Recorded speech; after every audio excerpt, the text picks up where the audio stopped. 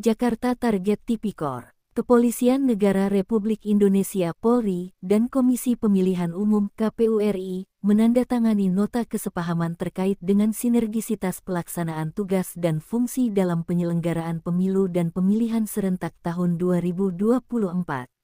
Penandatanganan Memorandum of Understanding (MOU) untuk memastikan seluruh rangkaian dan tahapan pemilu 2024 berjalan aman dan lancar itu berlangsung di kantor KPU RI, Menteng, Jakarta Pusat, Kamis, tanggal 29 Desember tahun 2022.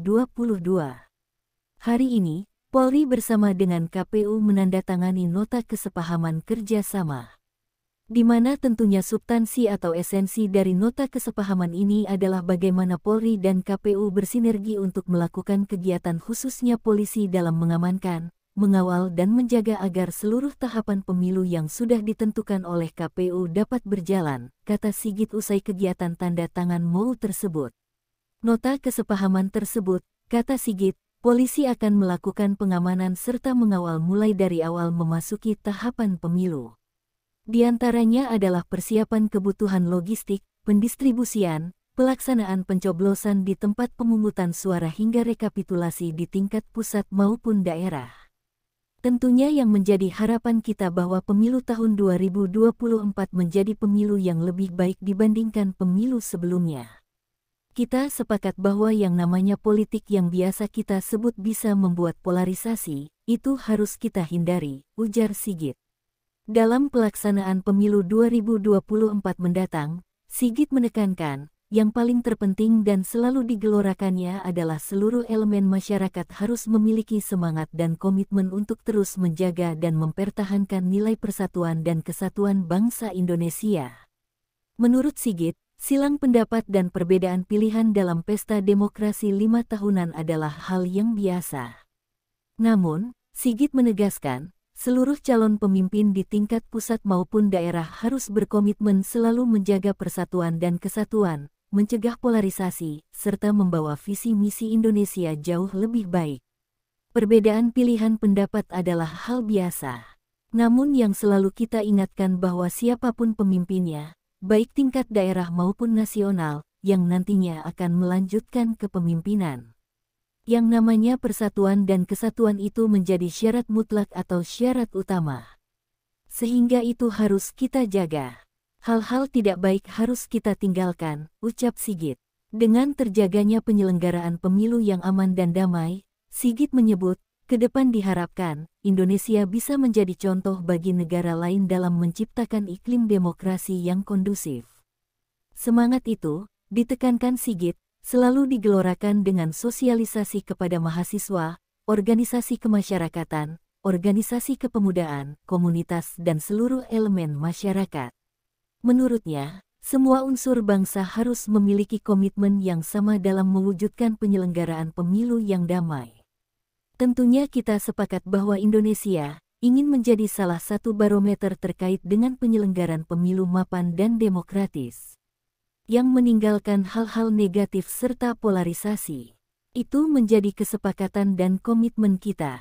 Saya kira tolong dibantu rekan-rekan media ikut membantu sosialisasikan, karena ini untuk kepentingan bangsa. Kepentingan rakyat kita semua, tegas Sigit. Lebih dalam, Sigit meminta kepada seluruh elemen bangsa untuk belajar dari pengalaman pemilu sebelumnya, sehingga di tahun 2024 tidak lagi terjadi polarisasi, politik identitas, sara dan hal lain yang dapat merusak persatuan dan kesatuan bangsa. Kita harapkan ke depan bagaimana kita edukasi dan sosialisasikan agar proses demokrasi bisa dapat berjalan dengan lebih baik. Sehingga, Indonesia mengarah mewujudkan demokrasi lebih mapan, bermartabat dan bagaimana pesta demokrasi ini menjadi pestanya rakyat, pestanya masyarakat, tutur X. Kabareskrim Polri itu, di sisi lain, Sigit menuturkan, dewasa ini, Indonesia berada di dalam posisi yang sangat bagus, karena berada di urutan kelima di antara negara G20, dan berada di puncak kepemimpinan global.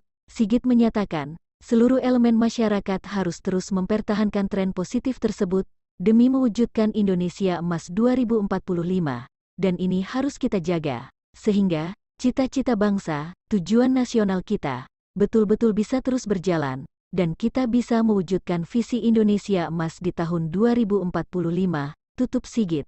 Demikian laporan liputan Yadi mengabarkan.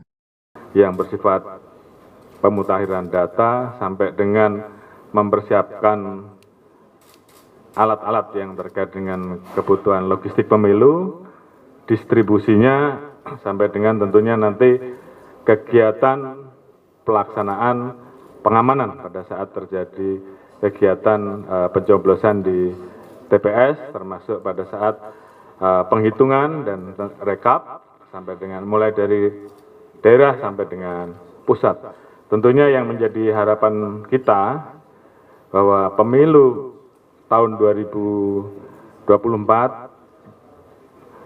menjadi pemilu yang lebih baik dibandingkan pemilu sebelumnya di puncak kepemimpinan global, dan ini harus kita jaga sehingga cita-cita bangsa, tujuan nasional kita betul-betul bisa terus berjalan dan kita bisa mewujudkan visi Indonesia Emas di 2045.